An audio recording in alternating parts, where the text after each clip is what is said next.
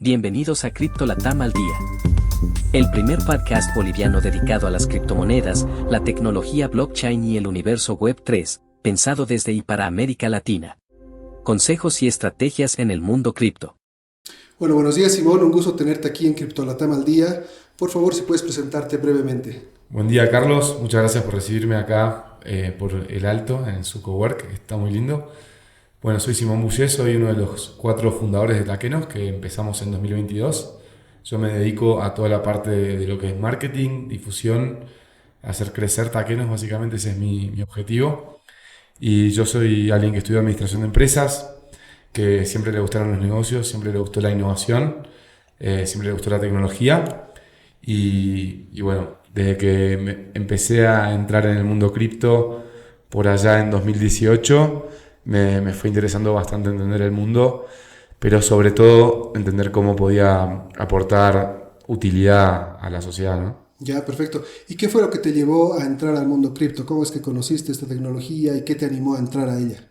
En 2018 yo trabajaba en una startup tecnológica, una empresa de tecnología argentina que estaba operando en México y en Estados Unidos, que lo que hacía era trabajar con datos de telefonía celular y con bancos, y combinábamos los datos y con científicos de datos hacíamos modelos para hacer predicciones, por ejemplo, de el riesgo de alguien que toma un crédito, por ejemplo, para repagarlo, o de la propensión de venta de productos financieros para los bancos. Y como trabajamos mucho con la data, lo que se hizo en esa empresa fue hacer como una empresa que haga lo contrario, que en vez de usar la data de la gente, que le permita a la gente poder vender sus datos a las empresas y que las empresas tengan que comprar los datos y que la gente pueda bloquear, si querés, el acceso a sus datos en, por ejemplo, las diferentes aplicaciones que utilizan el teléfono, ¿no? Entonces era como la contra de eso primero. Y para eso se armó todo un sistema basado en blockchain, donde había una criptomoneda y en esa empresa se lanzó una criptomoneda. Yo no estaba en ese proyecto, pero éramos una startup cuando entré éramos 30, llegamos a ser 70. Entonces estaba sucediendo al lado mío, ¿no? Un ICO, que es Initial Coin Offering, que es cuando lanzas una moneda nueva en ese momento. Y bueno, el CEO de la empresa, Matt Travisano, estaba muy metido en el mundo cripto desde bien temprano. Vive en San Francisco, en Silicon Valley. Y ese fue mi primer acercamiento al mundo cripto, ¿no? Como algo medio loco, todavía bastante desconocido por la mayoría, no había pasado la pandemia, donde por ahí fue donde se hizo más masivo, ¿no? Ya, claro. Y ahí empecé a conocer de a poco Bitcoin y las diferentes monedas, lo que era lanzar una moneda, empezar a separar un poco la paja del trigo, ¿no? Porque había gente especulando, digamos, mucho en Asia, sobre todo, con criptomonedas, y después había gente que realmente estaba buscando utilizar la tecnología para fines genuinos, y muchos de los mejores programadores se estaban metiendo en el mundo cripto. Entonces también eso era algo interesante, ¿no? Si de las mentes más analíticas del mundo se están interesando muchísimo por esto, sin duda es que algo interesante van a construir. Ya, sin duda. Bueno, ¿y cómo después fue que te motivaste, vamos a decir, a comenzar a pensar en algo propio? No sé si una etapa previa a esto, antes de llegar a Takenos, ¿cuál fue? Sí, yo siempre quería emprender, entonces mi primer trabajo fue en LATAM, en la aerolínea. Trabajé en Argentina, me fui a vivir a Chile y me fui a vivir con gente de varios países de Latinoamérica al mismo tiempo, porque se centralizaba en Santiago todo lo que era el área de planificación de los vuelos, que era mi trabajo. Y siempre yo iba pensando voy a vivir en Chile, voy a conocer gente de otros países de Latinoamérica, brasileños, colombianos, ecuatorianos, peruanos. Y para mí eso es un crecimiento personal en mi camino, en mi búsqueda de ser alguien que conoce mucho de Latinoamérica, que se mete en el detalle, que viajado, alguien por ahí, un ciudadano más global, ¿no? Que puede agregar valor más allá de la frontera, más allá de un país, siempre buscando eventualmente emprender. Y de hecho, en LATAM yo quería quería hacer un proyecto con la gente de Telefónica para poder estimar la demanda que había para posibles nuevas rutas basado en cómo se movía la gente por las señales telefónicas. Y ese proyecto, cuando vinieron a la oficina, los de Telefónica, yo estaba muy entusiasmado, me parecía súper interesante poder, en vez de salirme un poco del día a día, del Excel, de la presentación al gerente, ¿viste? De la vida corporativa y de buscar escalar en la escalera corporativa. Y quería hacer algo más libre, ¿viste? Me sentía un poco limitado. Ese proyecto me parecía que era una buena manera de como emprender o hacer un proyecto diferente de impacto innovador adentro de la empresa. Y bueno, me dijeron, como que mi gerente después de esa reunión me dijo: está muy lindo, pero estas cosas no suelen funcionar. Esto aparte no lo ve nuestra área, lo ve el área de tecnología e innovación. Y el área de tecnología e innovación ya tenía sus proyectos y no tenía más tiempo y no le interesaba y no tenían mucha mentalidad emprendedora. Entonces eso me frustró bastante. Dije, no, yo me tengo que ir de la corporación y tengo que tengo que emprender, ¿no? Entonces me tomé un tiempo ahí, hablé con varios emprendedores, leí muchos libros y bueno, siempre preparándome para emprender, pero todavía con la duda de no sé si estoy listo, necesito plata, no sé cómo empezar, no sé cómo hacerlo, no me siento preparado. Y ahí dije, bueno, voy a trabajar en una startup. Y ahí entré a trabajar en la startup que te comentaba, donde terminé conociendo cripto. Y en esa startup, por ejemplo, yo cuando viajaba con uno de los socios, que hemos hecho como 4 viajes a diferentes países de Latinoamérica, bueno, fuimos a Chile, a Perú, a México y a San Francisco, donde estuve un año después. Yo le decía, mira, mi objetivo es emprender, quiero aprender de todo.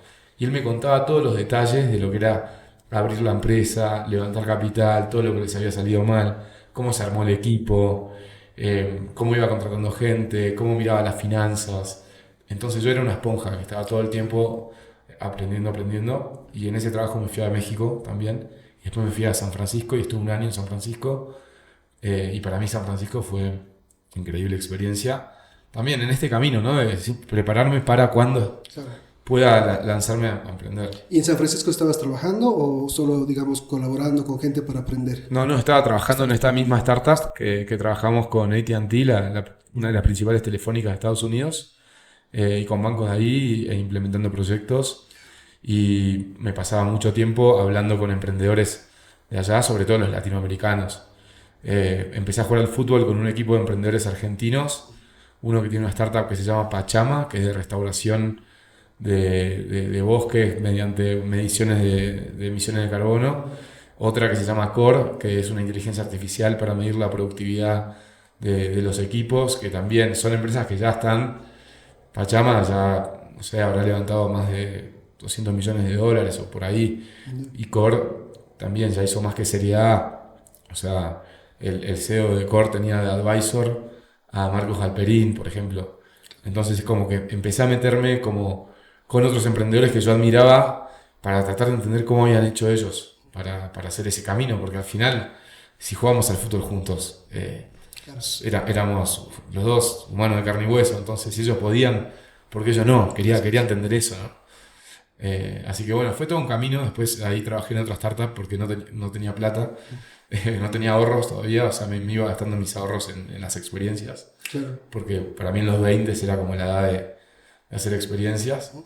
Y bueno, en el siguiente trabajo sí, en una startup de optimización, software de optimización para planificación de vuelos, conectando un poco mi pasado. Y ahí pude ahorrar. Y también tener una base de ingresos fue clave para poder tomarme un tiempo para, después de renuncié, pensar en que quería emprender y poder, viste, decir, o sea, tener más de un par de meses para intentar hacer algo, porque al querer hacer una startup en tecnología por primera vez, como es muy difícil y hay mucho que aprender, no hay garantías de tiempo. De hecho, estuve como 6 meses hasta que entré en taquenos entre que me fui del trabajo, porque primero que me tomé un tiempo para pensar, para relajar, y después empecé otra startup diferente, que era un Airbnb para nómadas digitales.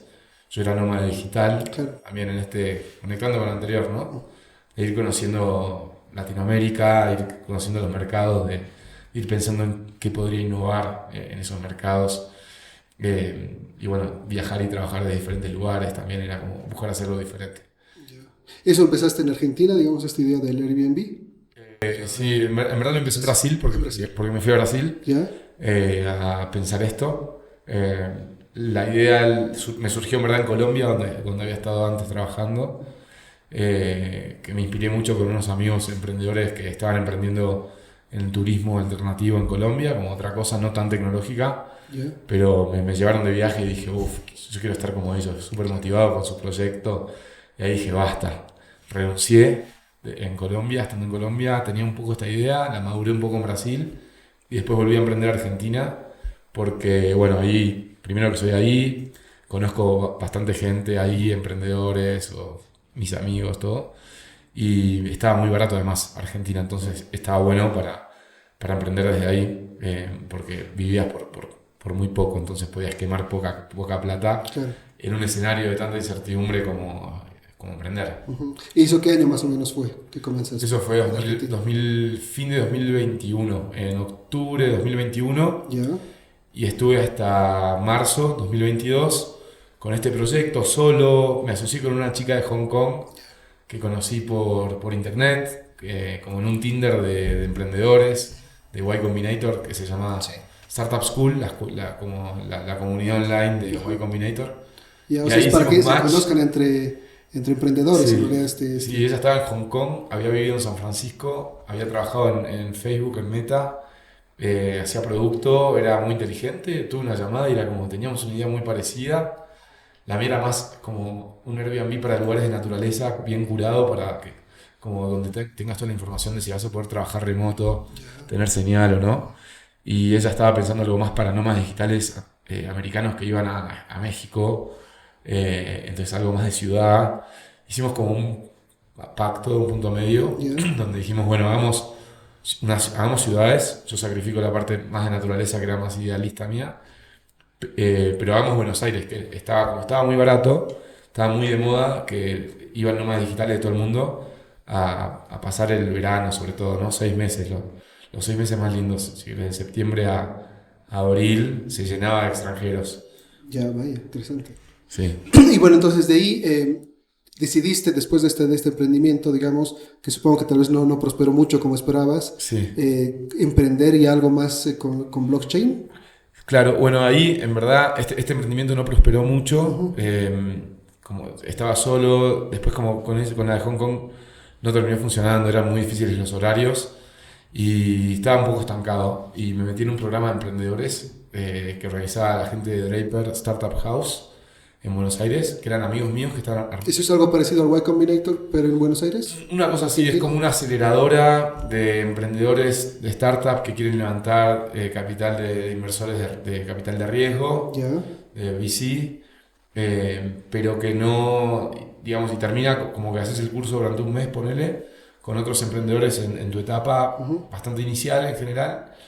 Y bueno, vas moldeando tu idea, vas trabajándola con otros compañeros, otros emprendedores, vas conectando, te van metiendo a las comunidades que ellos van armando y terminás con el Demo Day presentando básicamente a inversores y te traen algunos inversores.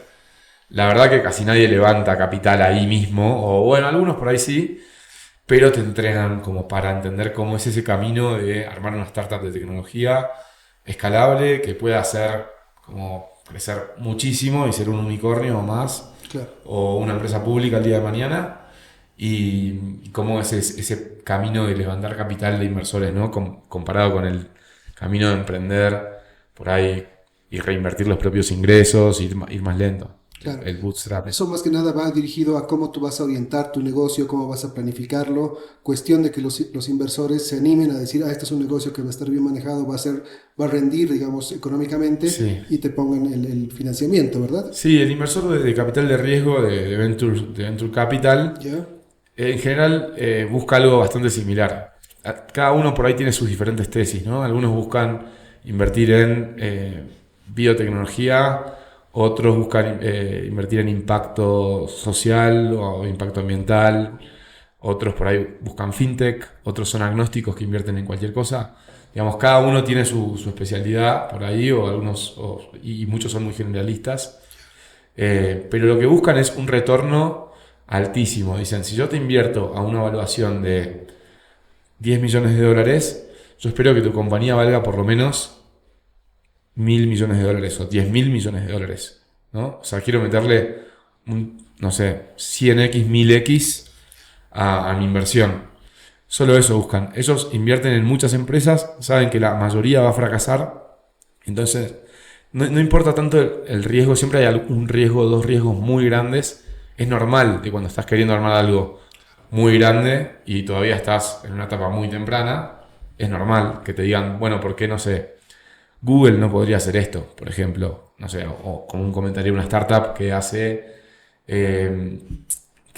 inteligencia artificial para que te puedas probar la ropa cuando haces compras en internet de indumentaria. Sí. Entonces, bueno, ¿por qué no lo podría hacer Google? Y bueno, pero con ese argumento no habrían surgido ninguna startup, ¿no?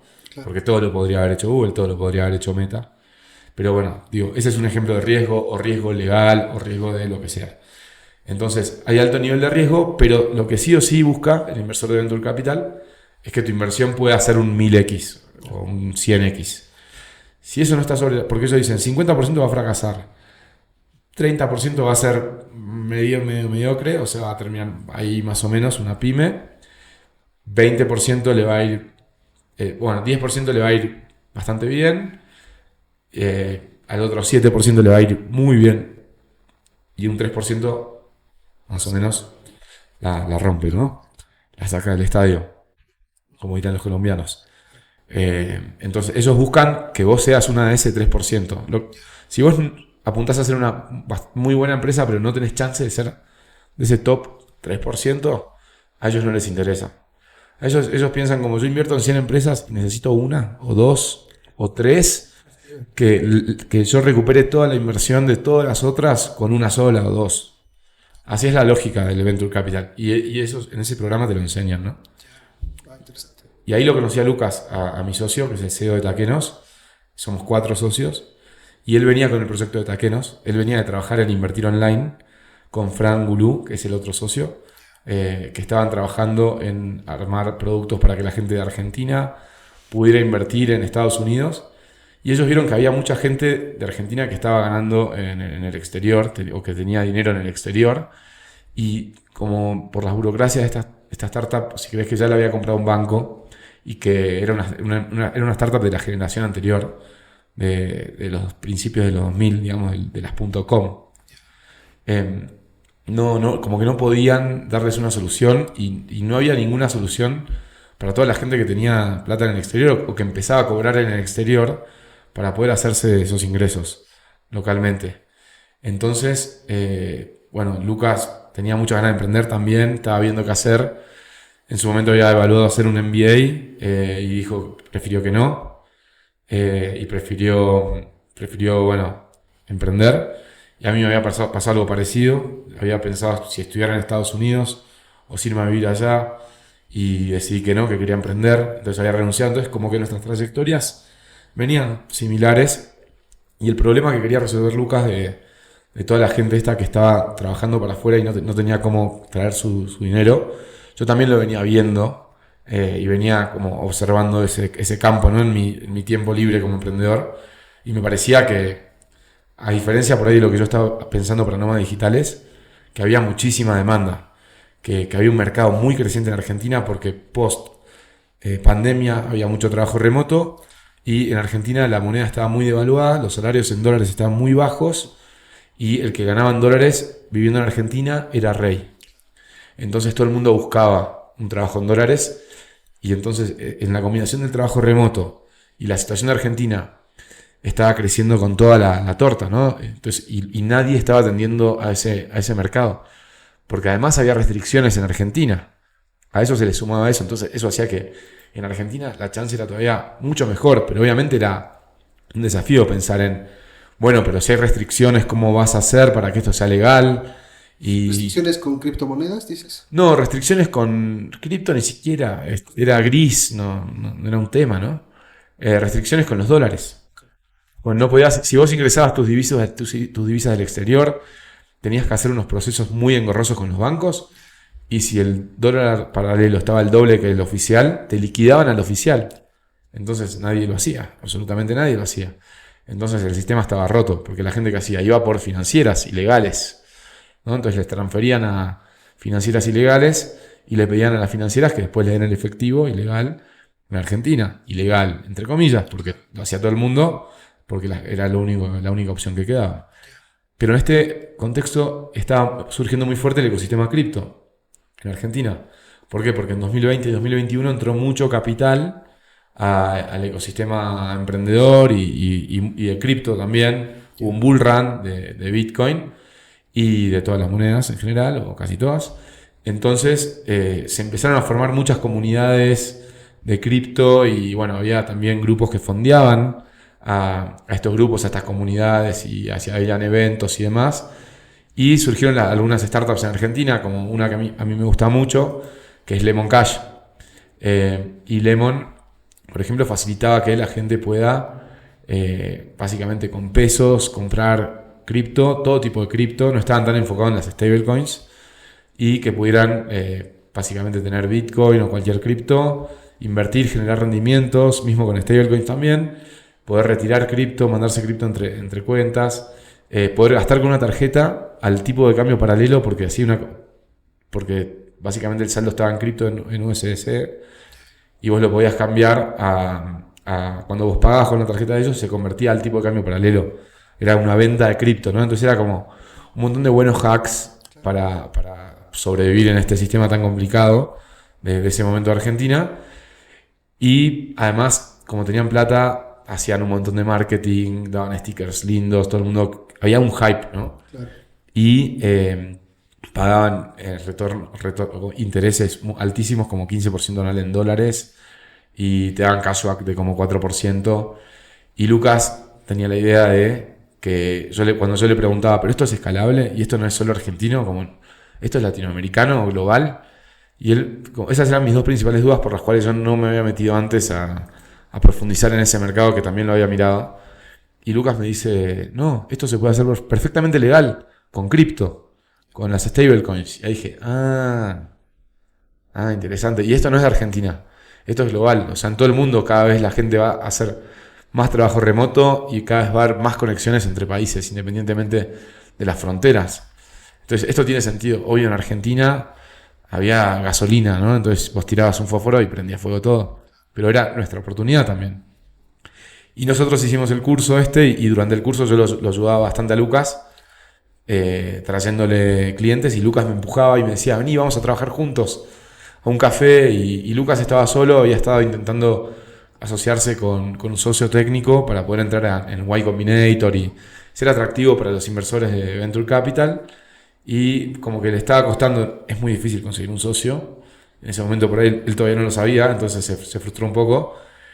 Y un día Lucas me dice, ahí haciendo el programa, me dice, te encanta mi proyecto, te gusta más que lo que estás haciendo de Airbnb de nómadas digitales, ¿por qué no te sumás conmigo? Estamos los dos solos hoy, y a partir de mañana empezamos a meterle juntos con toda. Y ahí dije, qué locura, o sea, renuncié para emprender, empecé a emprender, no estaba yendo a ningún lado, y ya me estoy cambiando a otro, con un tipo que acabo de conocer. ¿Y qué pasa si no funciona? Que es muy probable porque no lo conozco, es muy difícil conseguir un socio. Y de vuelta, como que me mandé a emprender, supuestamente me la creí que yo era capaz. Esta era mi síndrome del impostor, ¿no? Me la creí que era capaz. Empecé un emprendimiento, no pasó nada, no funcionó, lo dejé. Ahora me meto en otro y lo único que yo pensaba era, si esto fracasa, voy a ser un fracasado. O sea, para la sociedad, sí, o sea, básicamente hice 2 emprendimientos, fracasé en los 2 y mi miedo era que me duela tanto ese fracaso que me rinda y que quiera volver a la corporación, pero de capa caída. Ese era como mi terror, era como, no puede pasar eso porque si no, como mi vida va a ser muy triste. Pienso mucho, ¿no? Soy de esos. Entonces me estaba quemando la cabeza, pero bueno, dije, no me queda otra igual. O sea, estoy en un escenario de mierda, porque si sigo solo con mi proyecto que no va a ningún lado, estoy mal. Y si me sumo a esto, bueno, estoy mal, es complicado, pero es mejor que nada.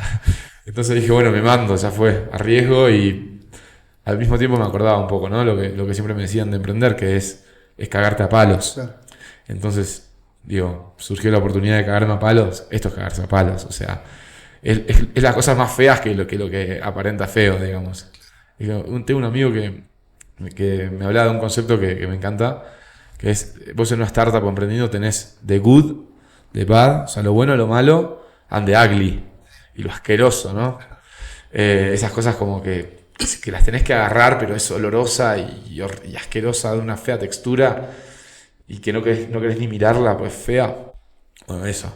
Que por ahí de eso no se habla tanto, pero suele estar ahí atrás. Esas cosas que son complicadas, que por ahí no puedes hablar, tampoco no puedes socializar, porque estás saliendo a vender una startup, estás saliendo a buscar clientes. ¿Cómo podés vos además manifestarle a esa misma gente que estás con millones de dudas? No podés, porque no vas a vender. Así es. Entonces esas cosas son duras. Pero bueno, por suerte funcionó.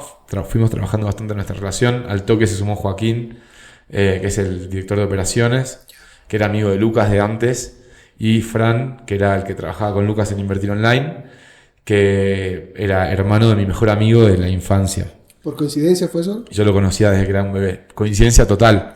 Entonces cuando Lucas le dice a Fran, te tenés que sumar a este proyecto, quiero que conozcas a... Bueno, Lucas ya le venía diciendo desde un rato, ¿no? Que quería que hagan algo juntos, desde que trabajaban juntos. Pero cuando Lucas le dice, tenés que conocer a mi nuevo socio, y que el nuevo socio era yo, dice, me estás jodiendo. Lo conozco de toda la vida, conozco a la familia. De hecho, habíamos descubierto con mi amigo, en el afán de ser más amigos todavía, cuando éramos chiquitos, de 5 años, 6, que éramos primos terceros, una cosa así. Entonces hasta somos primos. Entonces como que ahí cerró. Había como doble entrada. Y ahí se armó ahí contratamos a los primeros 2 programadores, a Saba, que está acá conmigo, que ahora es el director creativo de Taquenos, o sea, salió de programación después del primer año.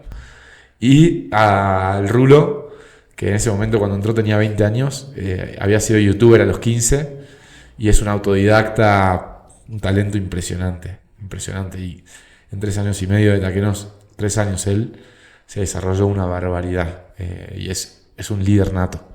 Cuando hicimos un retiro, fuimos a una casita en el Delta en Argentina, ahí como sobre el río, hicimos una actividad de trabajo en equipo, con una suerte de kayak, y el Rulo iba adelante, liderando y gritaba una bestia. Y ese fue el equipito inicial con el que empezamos el primer año. Pensamos que nosotros con una presentación íbamos a levantar capital, de $500,000 como para empezar tranquilos, y no fue así, porque en 2022 reventó la burbuja de startups y eso, que había habido un montón de capital en 2020 y 2021 disponible. Entonces esos años eran donde las startups tenían mucha plata y gastaban cualquier barbaridad en cualquier cosa, muchas cosas que no tenían sentido. La gente levantaba capital así nomás, y nosotros cuando empezamos justo eso se acababa y estaban todos al revés, preocupadísimos, agarrándose la cabeza con la resaca de las malas inversiones que habían hecho, y afrontando un poco la realidad. Y cambió el discurso de crecer a toda costa por... tenés que ser más como un camello para tener agua, para subsistir en el desierto. Entonces cambió el discurso, un panquequeo generalizado, papelonesco diría. Y bueno, nosotros que estábamos aprendiendo un poco de ese mundo, no entendíamos nada, pero sí sabíamos que no podíamos levantar mucho capital, que era muy difícil. Y Lucas, para su cumpleaños, le dijo a sus amigos que en vez de regalarle plata, un regalo, le inviertan en su emprendimiento. Por ejemplo, ese tipo de cosas hicimos, ¿no? Y para entrar, Lucas me dijo, bueno, tenés que poner plata. Entonces yo tuve que poner un poco. A Joaco le dijimos, tenés que poner vos y tu hermano. Y si pone tu hermano, te damos un poco más de porcentaje. Después terminamos todos en igualdad. Somos 4 socios en partes iguales, ¿no? Que nos parece algo que está bastante bueno, porque somos todos iguales responsables. No es que hay uno que se carga más la mochila al hombro. Exacto. Y bueno, y así fue como fuimos levantando como pudimos, Friends and Family and Fools, como dicen, los primeros $50,000 ese primer año. Y después en enero de 2023 quedamos en 500 Startups, que es una aceleradora global que tiene una sede en México, y nos aceleraron ellos, que estuvo muy bueno. Fue el primer inversor oficial, digamos, que tuvimos. Pero bueno, volviendo un poco al mundo cripto, era eso, el ecosistema cripto como surgiendo por necesidad en Argentina y porque había mucha plata. Porque había mucha plata en cripto en todo el mundo y en startups en todo el mundo. Pero en Argentina prolifera porque resolvió el problema de recibir dinero. Del acceso a estar dolarizado, entre comillas, ¿no? Con las stablecoins. También había mucha gente que descubrió cripto, que empezó a invertir en cripto por primera vez porque justo estábamos en esa ola de expansión, de masificación de cripto en general. Pero bueno, nosotros para nosotros lo importante eran las stablecoins, los USDT, los USDC, que nos permitían básicamente facilitar cómo la gente cobraba por su trabajo para el exterior y eventualmente usarlo como la infraestructura por detrás para hacer todas las operaciones. Ahora, en ese momento me preguntaste si teníamos preocupaciones regulatorias por el tema cripto, y cripto en ese momento en Argentina no existía. Ni un político hablaba de cripto, no era un tema. En Estados Unidos era un tema medio incómodo, pero que Toma muy en cuenta. todavía no era mainstream. Sobre todo el tema de las stablecoins. Cripto era más como el tema de, bueno, sube, baja el Bitcoin y las otras. Y salió la criptomoneda del gatito de Elon Musk. Pero no era tanto las stablecoins como un tema.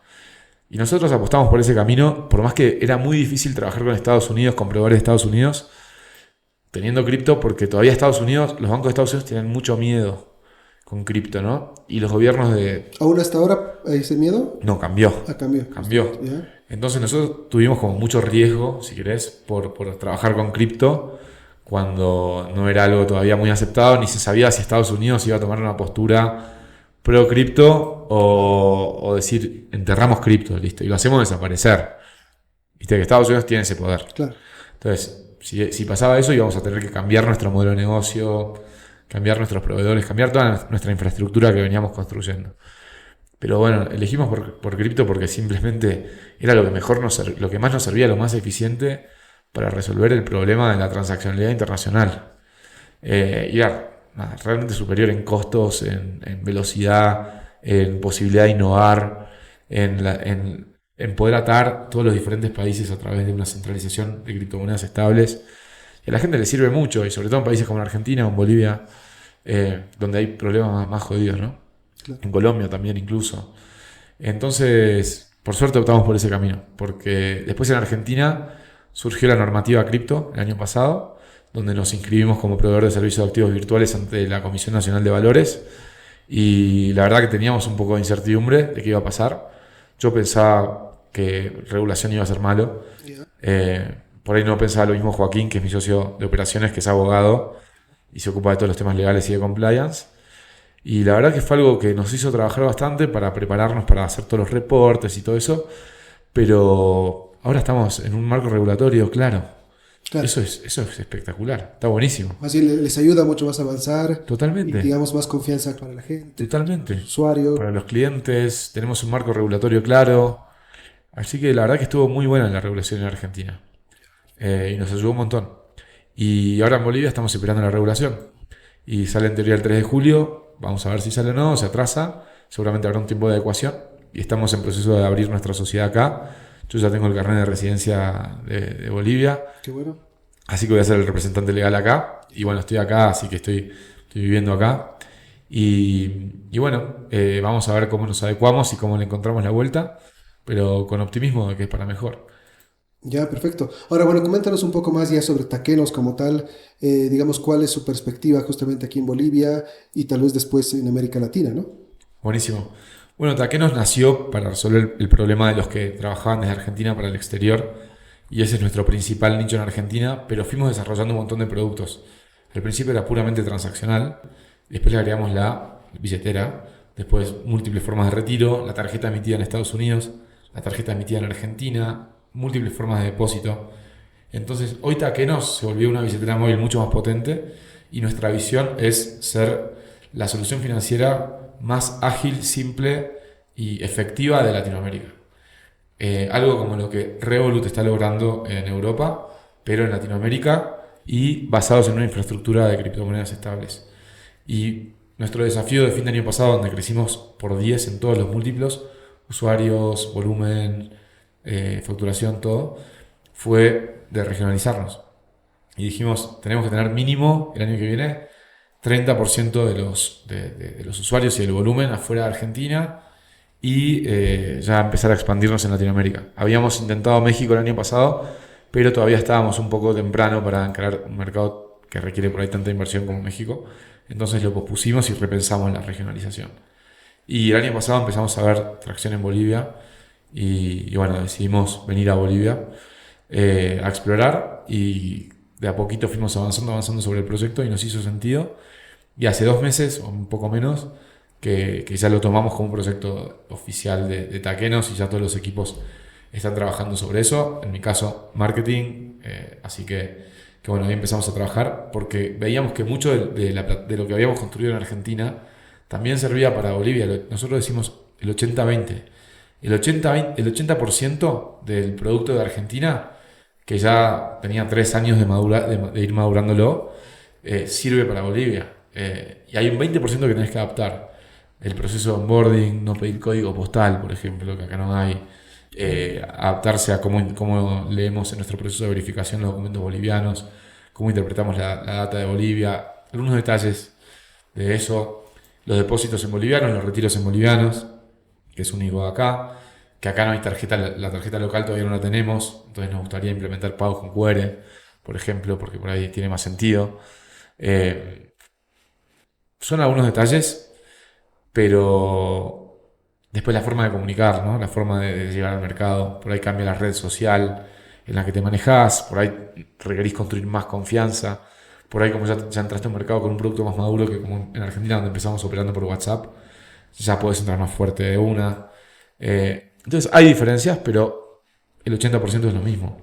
Y esa es nuestra idea, ¿no? Ir expandiéndonos por la región, agregando casos de uso de todo lo que es transaccionalidad cross-border, todo lo que tenga que ver con pagos como internacionales.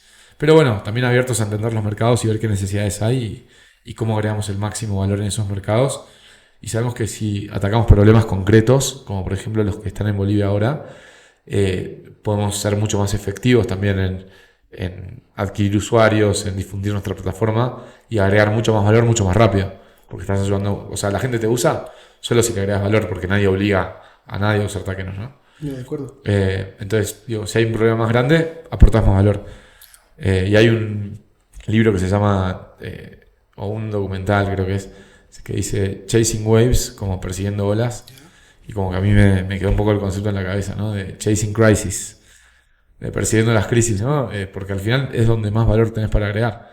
Y esto un poco conecta con la historia que contaba, ¿no? A nivel personal de esto de ir conociendo Latinoamérica para el día de mañana emprender en Latinoamérica y es como que hoy en Taquenos estoy cumpliendo ese sueño. Ya, perfecto. De ir regionalizándonos. Ahí nos puedes comentar un poco, porque otro problema ahorita en Bolivia es hacer pagos afuera, ¿no? A las plataformas, a servicios, etcétera.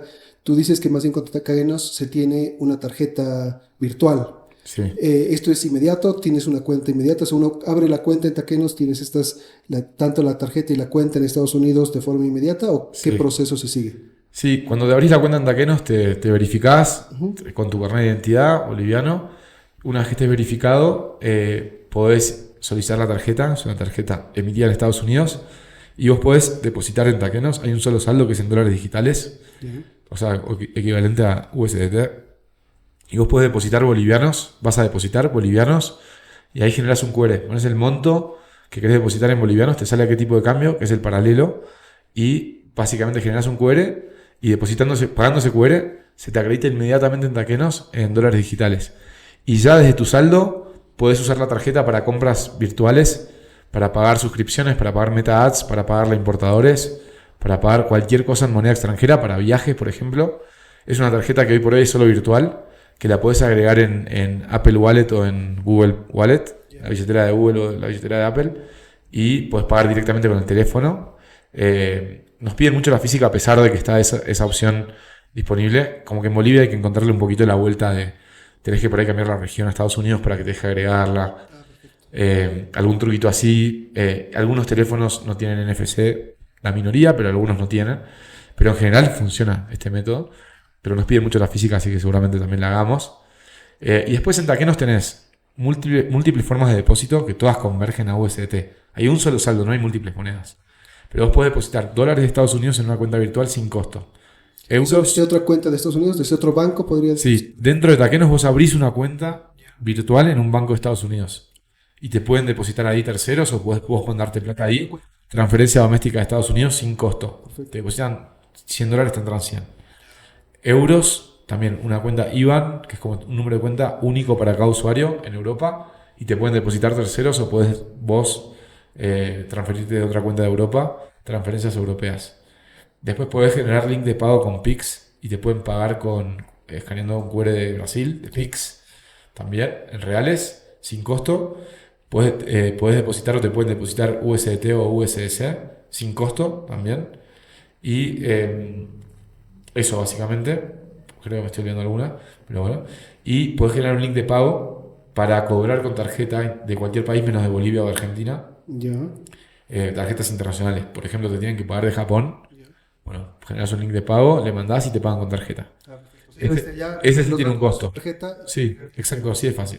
Ese tiene un costo que es 5% más 50 centavos de dólar, porque es más caro procesar tarjetas. Es nuestro costo, digamos. Okay. Lo trasladamos al usuario.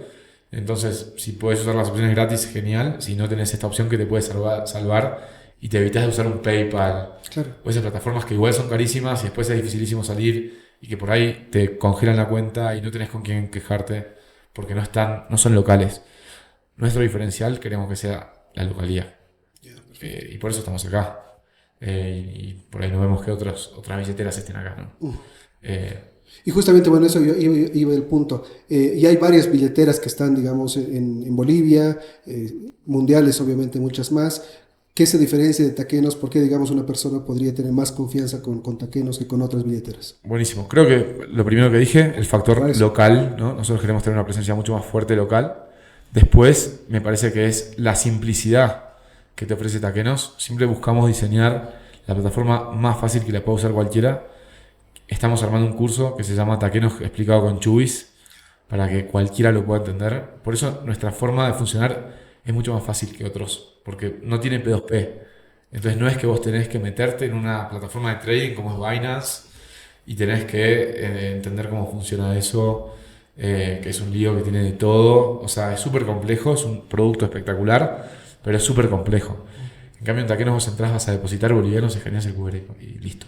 No tenés que hacerlo con otro, ni tenés que hacer ningún proceso de P2P, ni que tarda 10 minutos, ni estás en una plataforma compleja. O sea, tratamos de que sea la plataforma diseñada más sencilla y que mejor apele también al caso de uso puntual que estamos queriendo resolver intencionalmente, ¿no? Yeah. O sea, no queremos ser una plataforma que hace de todo y que es súper compleja.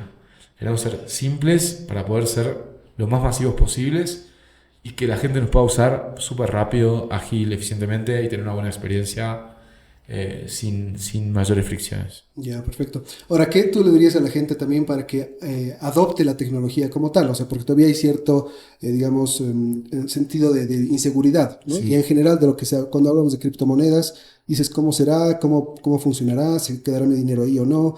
¿Qué le dirías a la gente para que tenga esa confianza en la tecnología de criptomonedas? Mi consejo es que abran la cabeza, pero que vayan de a poco. Que ir muy gradual, ¿no? O sea, uno no puede negar todo lo que es cripto porque realmente hoy, sobre todo en Bolivia, es de mucha utilidad y es casi necesario.